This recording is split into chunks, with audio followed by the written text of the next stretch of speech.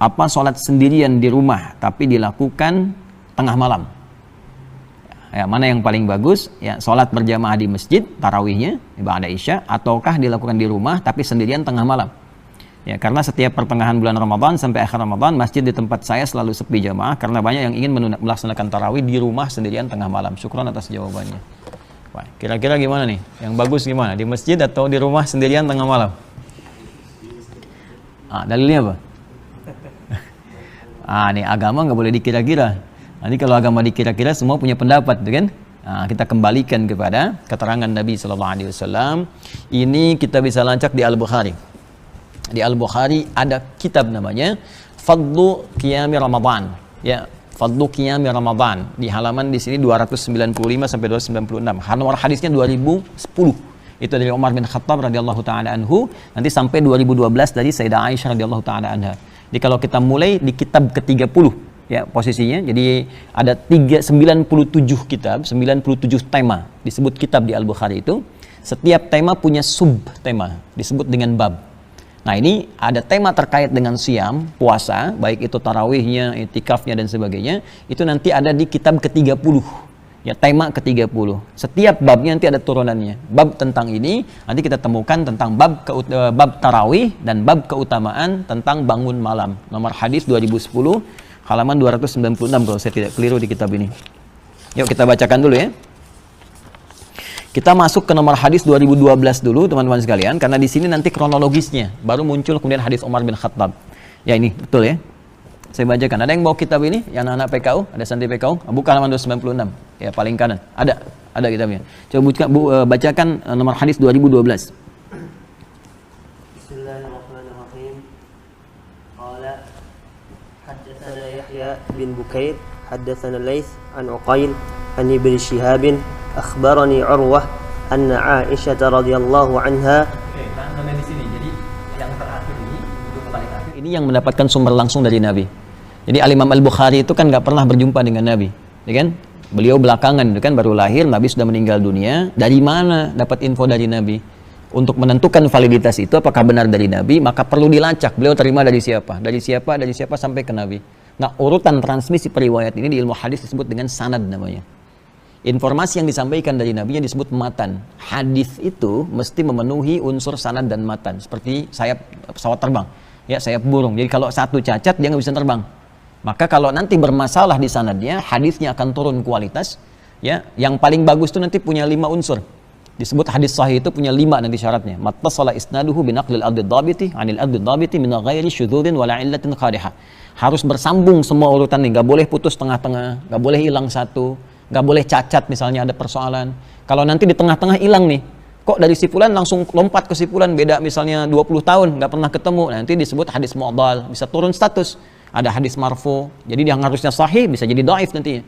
Ya. Kemudian beda ingatan sedikit saja, kemarin bilang titik sekarang koma, itu beda hadis tuh, statusnya turun, jadi hadisnya nanti dari sahih jadi hasan. Nanti itu terminologinya Imam Tirmidzi. Itu saking ketatnya kualifikasi hadis. Jangan sampai nyampaikan dari Nabi salah informasi.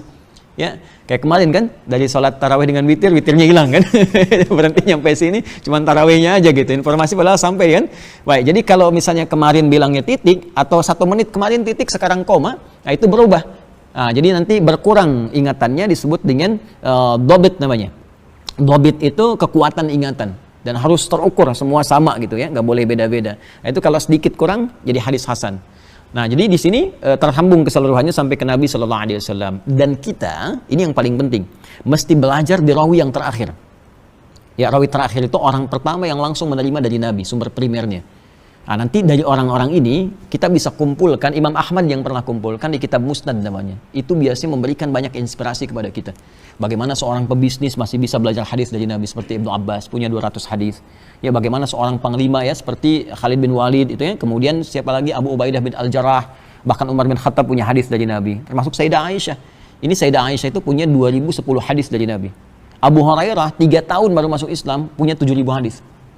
Ya, bagaimana visinya? Beliau menyimpulkan, karena Abu Hurairah itu asal namanya Abdus Syams asalnya. Jadi penyembah Majusi, nggak puas di Majusi masuk Kristen, bingung di Kristen, ada info dari orang-orang ada Nabi di Madinah, datang ke Madinah, melihat akhlak Nabi, keterangan Nabi, meyakinkan masuk Islam. Begitu menemukan keyakinan dari beliau, ya, karena di Islam itu tidak dipaksa, nggak boleh paksa orang baik dengan cara halus apalagi kasar. Jadi begitu menemukan keyakinan itu masuk Islam, ganti nama jadi Abdurrahman, ya, Abdurrahman. Nah, lihat visinya, beliau memberikan satu gambaran kepada kita, saya ini terlambat karena saat masuk Islam Nabi sudah usia 60 tahun, tahun 7 Hijrah, 3 tahun lagi meninggal. Ya, karena melihat Nabi sudah sepuh, beliau menyimpulkan saya terlambat keduluan oleh orang lain. Karena saya terlambat, maka saya harus tingkatkan 2 kali lipat, 3 kali lipat dibandingkan teman-teman yang lain untuk belajar kepada Nabi SAW. Jadi ditingkatkan semangatnya. Kalau yang lain nunggu di majlis Nabi, beliau nunggu di depan rumah Nabi. Kemana Nabi pergi diikutin gitu. Sehingga 3 tahun ini efektif bisa mengumpulkan hadis lebih banyak dibandingkan dengan yang lain.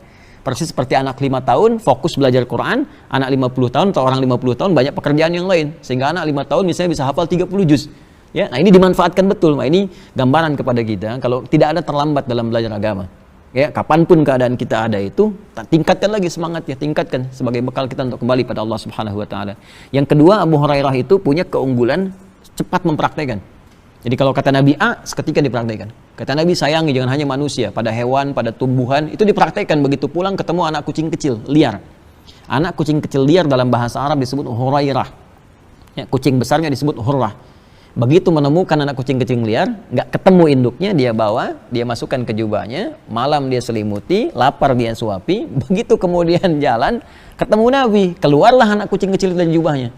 Begitu keluar mengeong, kata Nabi, anta Abu Hurairah, kamu bapaknya anak kucing kecil, karena kamu perhatian terhadap anak kucing seperti seorang ayah kepada anaknya. Nah itu ya, itu dia kisahnya kenapa disebut dengan Abu Hurairah. Belum ada Ummu Hurairah tuh ya. Kalau di rumah mau ada yang perempuan boleh. Nah ini Sayyidah Aisyah inspirasinya, ini seorang yang sangat gesit, ya, rajin belajar, gesit dan pengajar setelah itu. Jadi nggak ada hambatan di Islam, perempuan boleh ngajar. Istri Nabi ini sepeninggal Nabi ngajar. Ya, dan punya hijab gitu. Jadi nanti sahabat belajar dan beliau meriwayatkan dari Nabi 2010 hadis. Di antara hadis yang diriwayatkan beliau itu kebanyakan aktivitas Nabi di dalam rumah. Makanya hikmahnya kenapa Allah memberikan ilham wahyu kepada Nabi Muhammad dalam mimpinya menikahi Sayyidah Aisyah, kan? Salah satunya untuk disiapkan menjadi kader yang menyampaikan risalah sepeninggal Nabi. Karena kecerdasannya, kuat ingatan, nalarnya tajam. Karena itu sepeninggal Nabi itu langsung jadi dosen dari para sahabat yang pengen nerima hadis macam-macam. Gak ada orang bisa meriwayatkan di rumah Nabi. Siapa yang bisa meriwayatkan cara makan Nabi, cara mandi Nabi dan sebagainya selain istrinya, keluarganya. Itu diantara hikmahnya. Nah ini akan meriwayatkan kepada kita tentang bagaimana Nabi sholat malamnya dan kejadian apa yang menimpa pertanyaan tadi ini. Kita bisa jawab. Teruskan. Anna Aisyah radhiyallahu anha akhbarathu anna Rasulullah sallallahu alaihi wasallam kharaja laylatan min jawfil lail fa shalla fil masjid wa shalla rijalun bi salatihi fa asbaha an-nasu fatahaddathu fajtama'a aktharu minhum fa sallu ma'ahu فأصبح الناس فتحدثوا فكثر أهل المسجد من الليلة الثالثة فخرج رسول الله صلى الله عليه وسلم فصلوا بصلاته فلما كانت الليلة الرابعة عجز المسجد عن أهله حتى خرج لصلاة الصبح فلما قضى الفجر فلما قضى الفجر أقبل على الناس فتشهد ثم قال أما بعد فإنه لم يخفى علي مكانكم ولكني خشيت أن تفرض عليكم فتعجزوا عنها فتوفي رسول الله صلى الله عليه وسلم والأمر على ذلك. Pertanyaan ini yang tadi ditanyakan, mana yang lebih baik, sholat di rumah tengah malam ataukah di masjid berjamaah? 15 abad yang lalu pertanyaan yang sama pernah disampaikan ya oleh seorang bernama Urwah radhiyallahu taala anhu ya kepada Sayyidah Aisyah. Aisyah kemudian jawab. Jadi tadi yang saya sampaikan, sepeninggal Nabi sallallahu alaihi wasallam, Sayyidah Aisyah ngajar kan di bagian rumahnya, kemudian dikasih hijab, sahabat-sahabat terima hadis. Ya persis seperti inilah, terus disampaikan kemudian oleh Sayyidah Aisyah sebuah kisah. Apa kata beliau tadi yang disampaikan, saya persingkat ya. Jadi anna Rasulullah sallallahu alaihi wasallam kharaja lailatan min jawfil lail. Kebiasaan Nabi itu kalau beliau masuk malam-malam Ramadan itu beliau tunaikan ya salat tarawihnya di pertengahan malam. Ya tengah-tengah malam gitu. Itu supaya lebih mendekat ke arah subuhnya dan supaya maksimal untuk ibadah. Karena biasanya kalau tengah-tengah malam itu di Quran surah Al-Muzammil ya surah ke-73 di ayat yang ke-6. Itu ada redaksi begini dari Al-Quran, inna nasyi'atal laili hiya asyaddu wat'a wa aqwamu qila. Bangun malam itu lebih menggugah kepada jiwa dan memberikan sentuhan kepada hati lebih dalam. Karena suasananya lebih sedikit dari gangguan. Ya, kalau kita misalnya sholat kayak gini siang kan bunyi ini kedengaran, itu kedengaran, ya, semua serba terlihat dan sebagainya. Malam itu suasananya beda. Ada keheningan, ada kehusyuan, ya. Jadi dulu kebanyakan orang bangkit di malam harinya untuk menunaikan sholat, dan ini nanti dibiasakan di malam Ramadan termasuk bangkit lagi malam hari. Nah, cuma dulu kebiasaan Nabi sholat Isya istirahat, malamnya kemudian dibangun, dimaksimalin. Nah, beliau kemudian setiap pertengahan malam itu ke masjid. Karena kan ini rumah Nabi kan begini, yang sekarang kalau Raudhah kan, ini Raudhah, ya, di Raudhah itu ada mimbar Nabi, kemudian di sini adalah kamar Nabi, di sini ruang yang ini kosong, ya, ini yang karpet hijau dulu. Nah, kemudian yang karpet merah, ada merah ke sini, ada manik-manik di atasnya itu. Itu ukuran masjid Nabi di zaman Nabi SAW, cuman segitu. Selebihnya Madinah. Jadi yang sekarang Masjid Nabawi itu Madinah di masa Nabi. Madinah itu cuman segitu. Jadi kalau kita ke Kuba sekarang gitu kan, sholat 2 rakaat ke Qiblatain, itu belum Madinah. Sekarang lebih luas. Jadi Madinah itu dulu cuman sekitaran Masjid Nabawi saja. Segitu. Nah, terus Masjid Nabinya, ya itulah yang ada lampu-lampu itu yang sekarang nggak ikut dirombak, nggak direnov. Ya, sekarang karpetnya diijauin semua. Dulu yang luarnya itu merah, yang raudhahnya hijau. Sekarang hijau semua. Ya, nanti insya Allah yang belum berangkat bisa disegerakan oleh Allah, ya. Nah, dia cukup dengan amin, nabung siapin, ya. Nah, jadi di sini ini wilayah Masjid Nabi. Nanti di sini ada misalnya sini ada rumah Nabi SAW dengan Sayyidah Aisyah, nanti ini rumahnya Sayyidah Fatimah dengan Ali bin Abi Thalib, ini ada istri-istri Nabi di sebelah sini, nanti ada malaikat Jibril kalau datang, ada babu Jibril yang keluar dari Baqi, ya, nanti ada rumahnya Umar bin Khattab di sebelah sini, nanti kalau ke sana saya tunjukin satu-satu biasanya, saya tunjukin, nanti jadi kita tahu suasananya bagaimana tempo dulu itu. Nah, dari sini Nabi kalau ke masjid tinggal keluar, buka pintu rumah, keluar masjid kayak gini lah, ya, turun dibuka. Nah, itu tiap malam Ramadan, malam pertama beliau keluar sholat, orang ngelihat, oh Nabi sholat, jadi banyak gitu kan. Nah, jadi jangankan Nabi lah, sekarang aja kalau ada ulama besar malam keluar, orang ikut keluar kan, lihat gitu. Nah, ini Nabi keluar, orang ikut. Malam kedua lebih banyak, bahkan infonya itu nyebar langsung. Padahal belum ada yang seperti sekarang gitu kan, media sosial dan sebagainya itu ke kabilah lain datang, suku yang lain ikut datang ke masjid, sehingga malam ketiga itu masjid sudah nggak nampung. Di sini nggak disebutkan ajazal masjid an ahlihi, jadi masjidnya sudah nggak mampu nampung lagi, orang banyak keluar. Maka Nabi kemudian malam keempatnya nggak keluar, memutuskan dalam rumah saja. Ya, kemudian orang-orang udah nunggu, udah rame. Bahkan nanti di riwayat lain ada yang ngasih tanda ke Nabi dengan melemparkan kerikil-kerikil gitu ya. keluar enggak gitu. Nah, sampai subuhnya, lalu Nabi keluar menjelang sholat subuh. Kemudian setelah itu dikisahkan di sini, begitu selesai kemudian beliau keluar, selesai sholat subuh itu, lalu beliau bangun, ngadap ke jamaah, nyampaikan, amma ba'du, ya, terus bersyahadat, lalu beliau menyampaikan, aku tidak keluar malam tadi, ya, kalau dalam redaksi hadisnya sih kita katakan amma ba'du fa innahu lam yakhaf alayya makanukum walakinni khasyitu an tuftaradu alaikum. Ya, saya ini tadi malam nggak keluar, bukan nggak pengen keluar, tapi saya ini mengerti bagaimana Allah memberikan penilaian kepada kita. Allah itu Maha Rahman, Maha Sayang, dan Maha Pencemburu. Jadi kalau ngelihat hambanya banyak senang ibadah, aku takut khawatir yang tadinya sunnah diwajibkan oleh Allah Subhanahu Wa Taala, sehingga menjadi beban untuk kita semua. Yang aku khawatirkan bukan aku nggak keluar, tapi beban kepada umatku nanti yang jadi wajib tarawihnya. Ya, karena itulah aku nggak keluar, kata Nabi. Maka dari sini banyak orang menyimpulkan berbeda. Ya, terpecah-pecah, sehingga menganggap bahwa karena Nabi balik lagi ke rumah maka sholatnya di rumah lagi. Ya, maka sebagian ulama melihat kebiasaan Nabi setelah itu, disimpulkan ada sebagian melihat keutamaannya lebih utama di rumah. Malam-malam tekstual, ini penafsiran tekstual. Sama seperti madhab kalau di fikih namanya zahiriyah. Jadi apa yang teksnya begitu itu yang diikuti. Karena Nabi setelah itu nggak ke masjid lagi, banyak di rumah, maka sebagian madhab yang tekstual melihat, atau ada sebagian juga dari Maliki, kemudian juga nanti ada sebagian Syafi'i, ya Syafi'iyah, dan ada sebagian juga di Hanafi, itu menyimpulkan yang terbaik sholat sendirian di malam hari dan dilakukan sendirian di rumah. Ya, ini kejadian terus berlangsung sampai di masa Abu Bakar As-Siddiq, sampai di masa Umar bin Khattab ada kisah baru. Nah, Umar ini termasuk di kalangan sahabat Nabi yang jenius. Jadi nanti ada beberapa kalangan sahabat Nabi yang jenius, itu nanti ada Umar bin Khattab, ada Ibnu Abbas radhiyallahu taala anhuma, Ali bin Abi Thalib radhiyallahu anhu, kemudian Amr bin As radhiyallahu taala anhu. Ya, jadi nanti termasuk Khalid bin Walid di militer. Jadi semua punya wakilnya. Ya, kalau kita gini, kalau misalnya di politisi itu Amr bin As. Nanti para politisi wajib belajar tuh, Amr bin As tuh luar biasa itu. Ya, nanti ada lihat kisahnya bagaimana. Kemudian kalau di ilmuwan Ali bin Abi Thalib. Ya, di pakar-pakar tafsir itu ada Ibnu Abbas radhiyallahu taala anhu. Kemudian kalau di militer Khalid bin Walid. Di bisnis Abdurrahman bin Auf. Jadi semua itu punya begawannya sendiri. Itu dahsyat itu. Nanti Imam Al-Bukhari ada teorinya di sini. Semua dibikin bab pembahasan. Misalnya di bisnis kitabul buyu', gimana caranya sukses cepat, berkah, dapat dunia akhirat. Ada di sini. Kitab militer ada, kitab pemerintahan, kitabul imarah, ada semua di sini. Dan ini dipraktikkan di luar, di copy paste. Ya cuma nama Islamnya kan dia ada. Dan kita nggak boleh salahkan. Ya orang mau pakai kan, ya kita harus koreksi ke dalam diri kita sendiri kan. Kenapa kita yang punya, kita coba nggak praktekkan dalam nilai-nilai luhur kehidupan. Nah saya mau kembalikan ke sini teman-teman sekalian.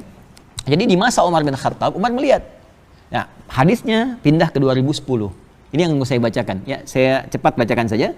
Qala wa 'an ibn Shihab an Urwah ibn Zubair an Abdurrahman an Abdul Qari annahu qala kharajtu ma'a Umar ibn al-Khattab radhiyallahu ta'ala anhu lailatan fi Ramadan ya ila al-masjid fa idha an-nasu awza'un mutafarriquna yusalli ar-rajulu li nafsihi wa yusalli ar-rajulu fa yusalli bi salati rahtu fa qala Umar inni ara law jama'tu ha'ula'i ala qari'in wahidin lakana amthal thumma azama fajama'ahum ala Ubay ibn Ka'b thumma kharajtu ma'ahu lailatan ukhra wan nasu yusalluna bi salati qari'ihim qala Umar ni'mal bid'atu hadhihi wallati yanamuna anha afdal min allati yaqumuna yuridu akhirul lail wa kana an-nasu yaqumuna awwalahu.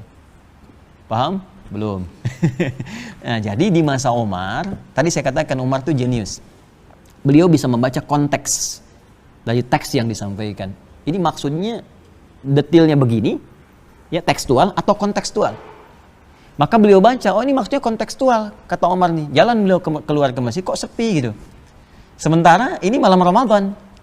Dan masjid punya keutamaan, di Abu Daud kan disebutkan, orang ke masjid dapat 25 kebaikan. Belum ngapa-ngapain. Jadi hadis ke masjid itu dahsyat ya. Kita baru datang ke masjid dengan niat ibadah, itu langkah pertama meningkatkan derajat, beri pahala. Langkah selanjutnya menggugurkan dosa-dosa kecil. Ya, sepanjang bukan yang disengaja, yang harus ditobati. Sampai ke masjid dapat 25 kebaikan. Jarak satu ke dua 500 tahun. Dua ke tiga 500 tahun. Masuk sholat dapat 27. Zikir dapat pahala lagi. Ya, beda kan dengan sendirian, apalagi di luar masjid kan? Maka Umar melihat, nah asal tarawih ini, asalnya kan ditunaikannya di masjid. Nabi kan ke masjid. Ya kan? Cuman karena Nabi khawatir jadi wajib, bukan karena nggak boleh di masjidnya. Tapi karena dikhawatirkan karena Nabi masih hidup, turun wahyu, kemudian tarawih jadi wajib. Karena khawatir wajib, maka Nabi pindah ke rumah. Jadi pindah ke rumah ini bukan mengesankan, ya menghindar dari masjid, tapi lebih karena sebabnya supaya tidak jadi wajib. Maka Umar menyimpulkan karena Nabinya sudah meninggal, nggak akan ada wahyu lagi. Karena itu Umar melihat akan lebih bagus dibalikin lagi ke masjid, seperti semula Nabi menunaikannya. Maka ditunjuklah imam pertama namanya Ubay bin Ka'b radhiyallahu ta'ala anhu, termasuk orang yang luar biasa, tim ad hoc di masa Nabi yang mengumpulkan wahyu bersama Zaid bin Thabit, ya bersama Abdullah bin Mas'ud dan yang lainnya. Maka jadi imam itu awal mula pertama ditunjuk imam. Kata Umar, kalau ada yang nyebut saya bid'ah, ini bid'ah yang terbaik. Ini bid'ah yang terbaik. Nah, ini muncul bid'ah hasanah itu dari sini asalnya. Jadi kalau ada yang nyebut saya bid'ah, ini bid'ah yang terbaik. Padahal bukan bid'ah. Jadi ini mengandaikan saja. Kalau ada orang kurang ilmu nuduh saya bid'ah, maka ini bid'ah yang paling bagus. Ya Umar siapa? Sahabat Nabi, dekat dengan Nabi, mertua Nabi, disebut masuk surga tanpa hisab bersama Nabi dari 10 orang. Lantas ada orang menyebut bid'ah, itu kurang minum susu. Jadi kata Umar, ini yang paling bagus, maka dibalikinlah oleh Umar, maka sejak saat itu muncul seperti kebiasaan sekarang. Nah, Umar kemudian mengambil, kalau ada orang yang ingin santai, agak enak, agak nyaman, silahkan boleh malamnya dia bangun, tengah malam. Kalau ditunaikan Ba'da Isya pun silahkan. Maka Ubay bin Ka'b itu mimpin Ba'da Isya. Nanti ada yang bangun lagi malamnya, ada yang dia nggak Ba'da Isya, ada yang malamnya kemudian dia tunaikan, ada yang kemudian kebiasaannya ditambah. Jadi Ba'da Isya dia ikut, malamnya kemudian dia bangun lagi sholat malam. Seperti di Mekah kebiasaan sekarang ataupun di Madinah. Nah, dari sini apa yang kita simpulkan? Kita simpulkan dari pertanyaan yang tadi, di sini ada 3 hal yang harus kita pahami dari jenis sholat sunnah. Pertama, sholat sunnah itu, teman-teman sekalian, itu ada 3 jenis. Ya, 1, ada yang bisa berjamaah, ada yang tidak berjamaah. Ingat itu ya, ada yang berjamaah, ada yang tidak berjamaah. Jadi jangan semua dijadikan jamaah. Misal, yang tidak berjamaah rawatib, tidak berjamaah, ya kan? Sholat duha, tidak berjamaah. Itu sendiri-sendiri, ya jadi yang terlampau soleh misalnya kan ikut, kecuali anak-anak lah, anak-anak misalnya sekolah yang belum balik dilatih itu nggak ada masalah ya. Kemudian ada yang sifatnya ditunaikan dengan berjamaah. Contoh, sholat 2 hari raya, Idul Fitri, Idul Adha, itu kan sunnah berjamaah. Kemudian tarawih, ya tarawih termasuk qiyam malam hari itu ya diambil tadi tahajud, ya sebagian tahajud nanti ada penguat di Abu Daud nomor hadis 1367. Ya saat Nabi sedang sholat sendirian, ya tiba-tiba datang Ibnu Abbas di rumah Sayyidah Maimunah, kemudian ngikut Nabi di belakang, ditarik oleh Nabi supaya sejajar. Itu sholatnya sholat malam, tahajud. Ya, di nomor hadis 1365 sampai 1367. Ini saya tunjukkan supaya nggak dikira ngarang gitu kan. Nomor hadis 1367. Ya, dari 65 dulu. 306. Ini dia. Nah, betul, ya. Nah, ini 65 di sini, 67 di sini, 1367. Jadi di sini dikisahkan, ya teman-teman sekalian, nanti Nabi SAW menginap di rumahnya Sayyidah Maimunah, kemudian Ibnu Abbas ikut di situ. Ini hadis tentang doa bangun tidur, bagaimana dari Nabi bangun sampai Nabi tahajud.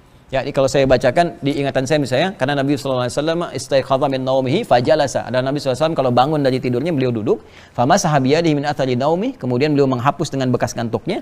Jadi kalau bangun tidur jangan langsung beraktivitas. Sunnah Nabinya hilangkan dulu ngantuknya. Jangan dulu baca doa.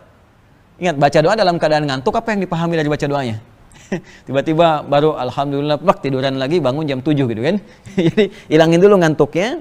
Setelah itu baca 10 ayat terakhir di surah Ali Imran, baca doa bangun tidur, kemudian dhahaba ila syinin mu'allaqah, pergi ke tempat tertutup berwudu, lalu menunaikan salat. Disitulah datang Ibnu Abbas. Ya, jadi begitu datang, beliau menyampaikan, saya salat di samping Nabi, ditarik oleh Nabi sejajar, lalu Nabi salat 2 rakaat, kemudian 2 rakaat sampai witir 1. Ini yang asalnya salat malam formulasi 2222 ujungnya 1 atau 3. Asalnya di sini di Abu Daud.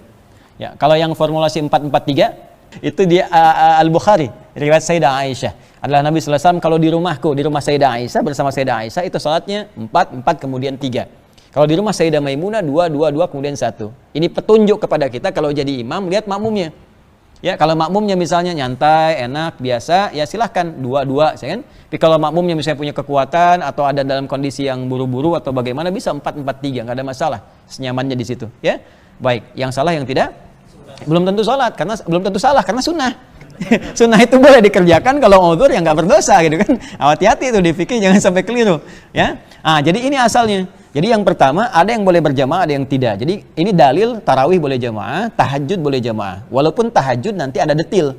Ada yang mengatakan kata ulama asal tahajud itu sendirian. Kalaupun berjamaah ada 2 hikmahnya. 1, mendidik keluarga terdekat ya untuk meningkatkan ketakwaan pada Allah seperti ngajar anak-anak tadi dan sebagainya. Di rumah suami jadi imam buat istri, buat anak-anak ya.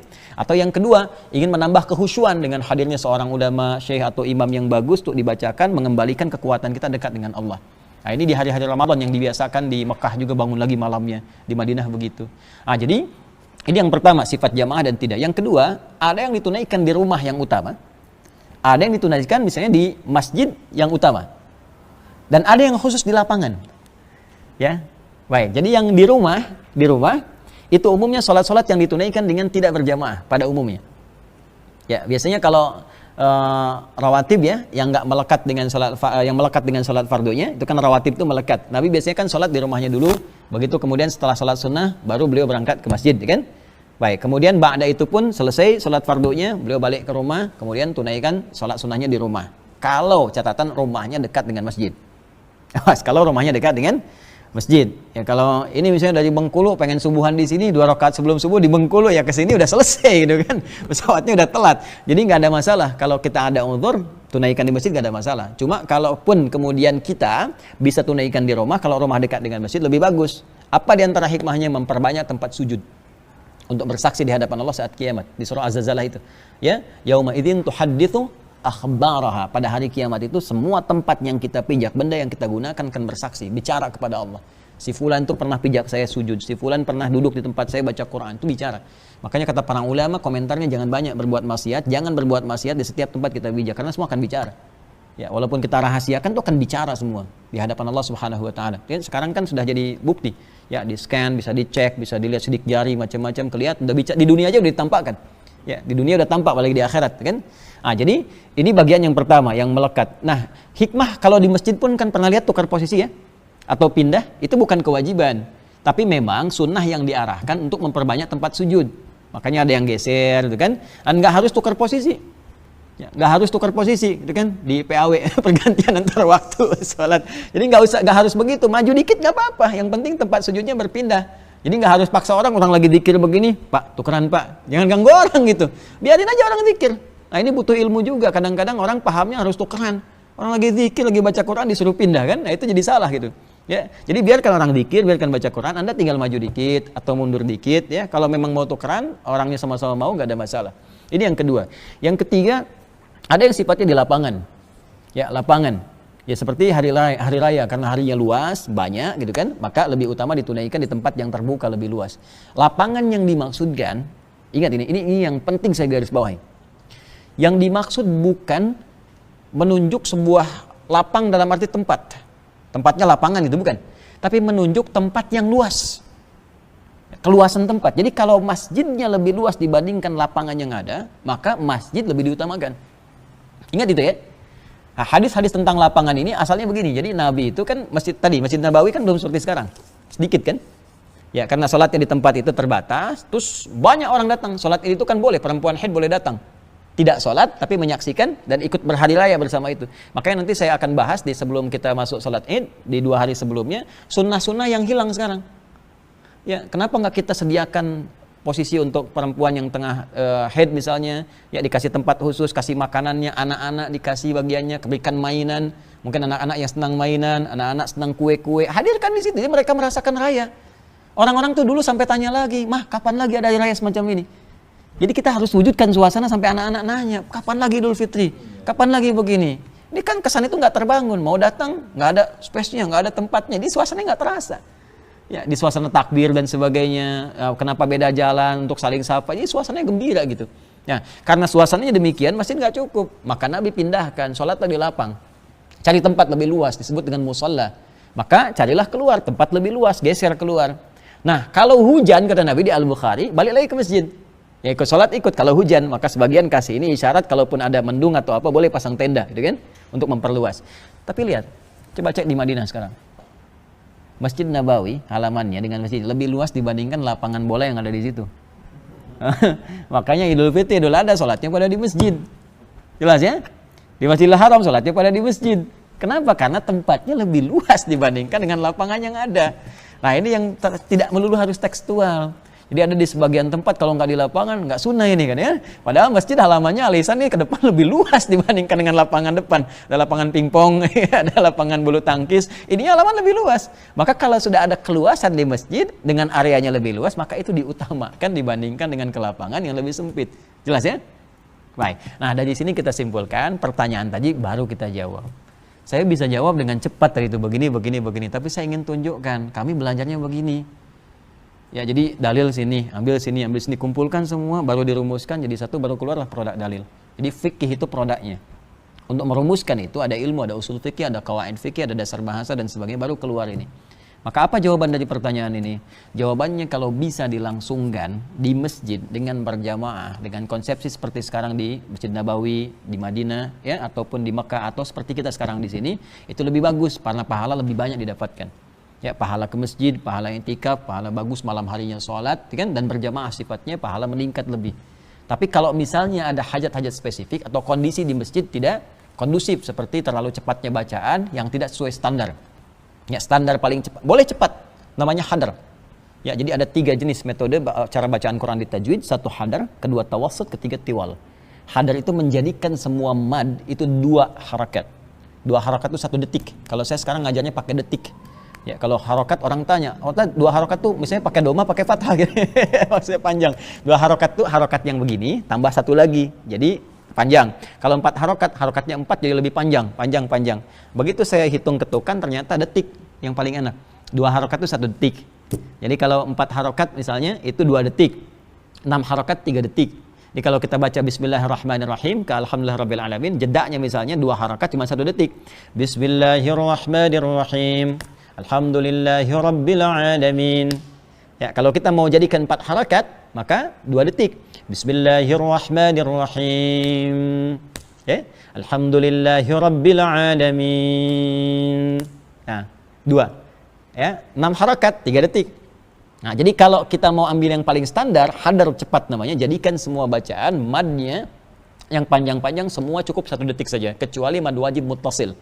Mad wajib muttasil itu yang ada huruf hamzah di 1 kalimat seperti ulaika, maka jadikan 5 atau 6 harakat. Itu saja.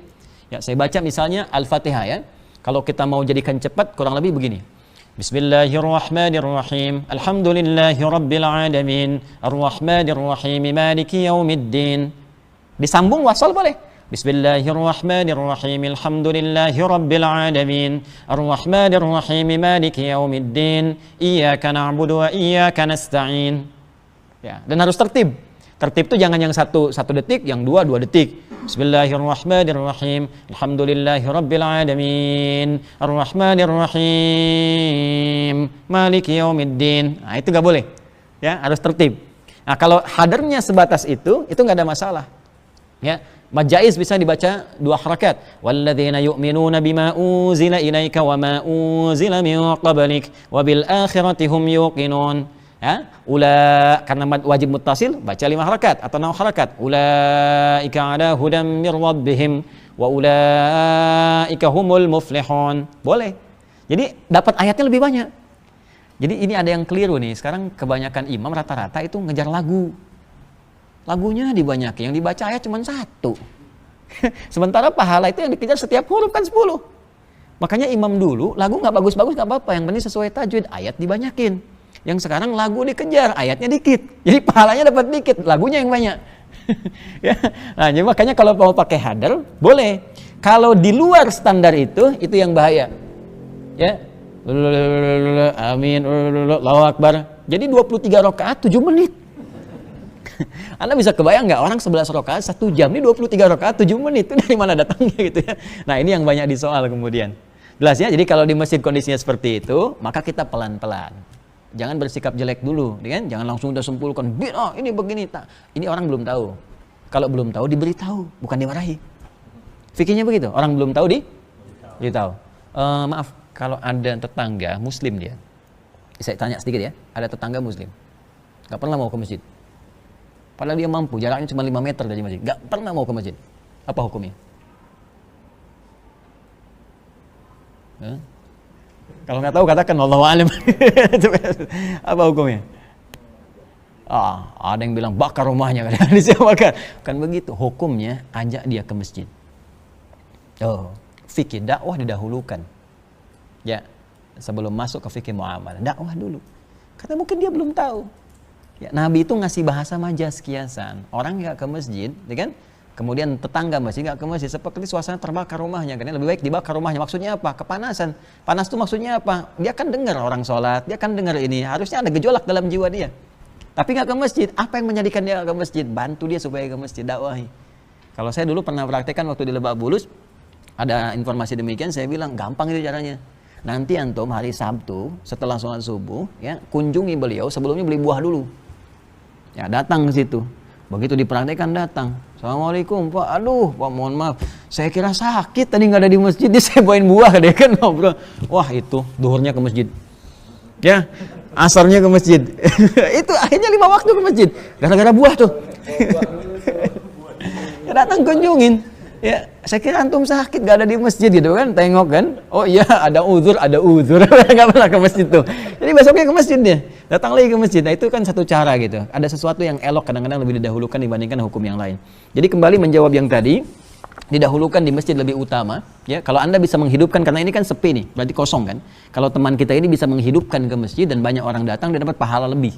Karena dia menginisiasi, dan kalau ada orang datang lebih banyak lagi, maka dia dapat pahala dari orang-orang yang mengerjakan tanpa dikurangi sedikit pun.